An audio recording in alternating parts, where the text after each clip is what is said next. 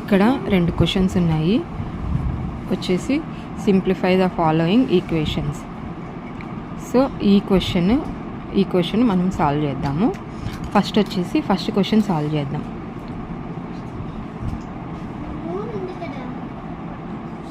Two minus two బ్రాకెట్లో 2+2 ఇది కనుక్కోవాలి.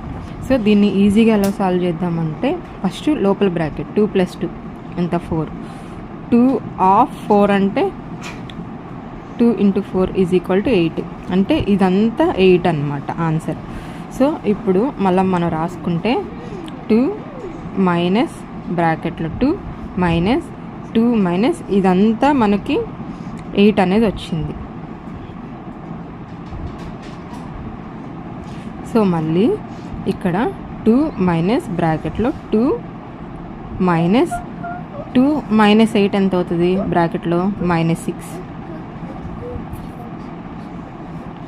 = 2 మైనస్ 2 మైనస్ ఆఫ్ మైనస్ అంటే ప్లస్ కదా 2 + 6.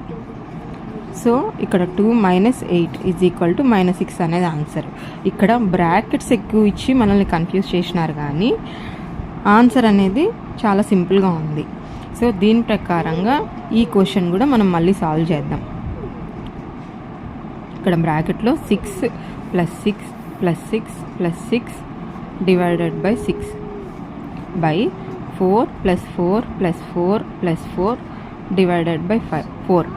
సో ఇక్కడ ఏంటంటే పైన న్యూమరేటర్లో ఇక్కడ బ్రాకెట్లో 4 6లు ఉన్నాయి.